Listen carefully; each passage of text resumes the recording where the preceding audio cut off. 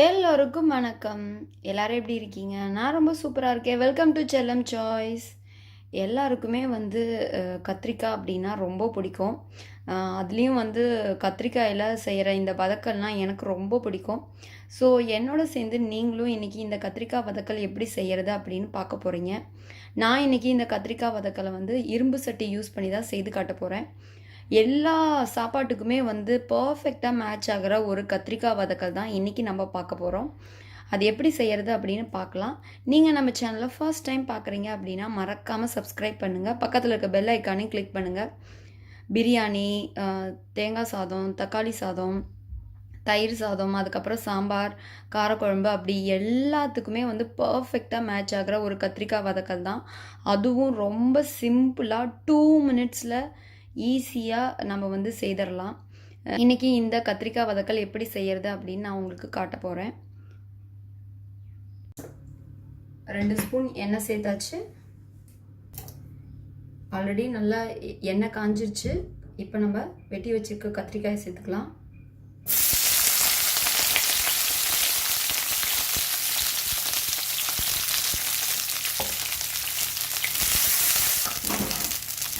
ஒரு கத்திரிக்காயை 4 சின்னதாக வெட்டியிருக்கேன்.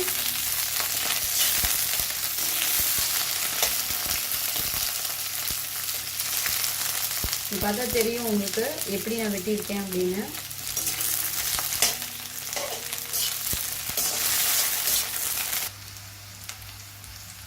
கத்திரிக்காய் சேர்த்ததுக்கப்புறம் லோவில் வச்சுக்கோங்க. லோவில் வச்சு தான் இது சமைக்கணும்.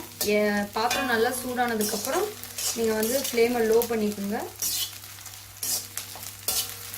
இந்த கத்திரிக்காய்க்கு தேவையான அளவுக்கு உப்பு சேர்த்துக்கலாம். நான் எடுத்திருக்க கத்திரிக்காய் ரொம்ப சீக்கிரமாக எண்ணெயிலே வெந்துடும். இன்கேஸ் நீங்கள் எடுத்துருக்கிறது வேகலை அப்படின்னு ஃபீல் பண்ணீங்க அப்படின்னா இந்த டைமில் ஒரு நிமிஷம் அளவுக்கு நீங்கள் மூடி வைங்க. கத்திரிக்காய் நல்லா அந்த எண்ணெயில் வதங்கிடும்.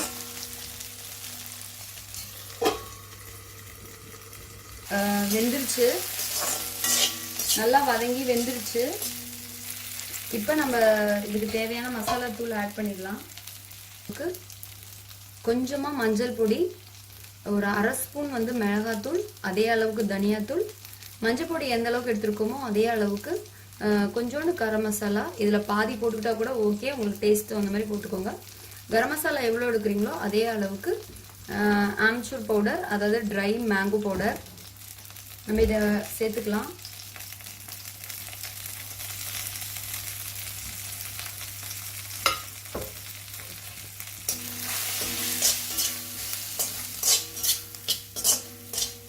மசாலாவோட பச்சை வாசம் மட்டும் போயிடுச்சு அப்படின்னா அவ்வளோதான், இறக்கிடலாம். ஆல்ரெடி நம்மளோட இது வதங்கிருச்சு நல்லா. கத்திரிக்காய் நல்லா இப்படி பெரட்டி விடுங்க.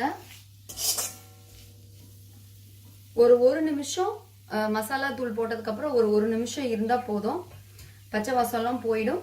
நமக்கு சூப்பராக சுவையான கத்திரிக்காய் வதக்கல் இல்லை கத்திரிக்காய் ஃப்ரை ரெடி ஆயாச்சு.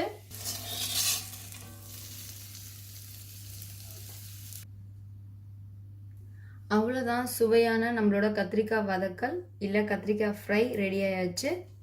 ஸோ இதை நீங்களும் வீட்டில் செய்து பாருங்கள்.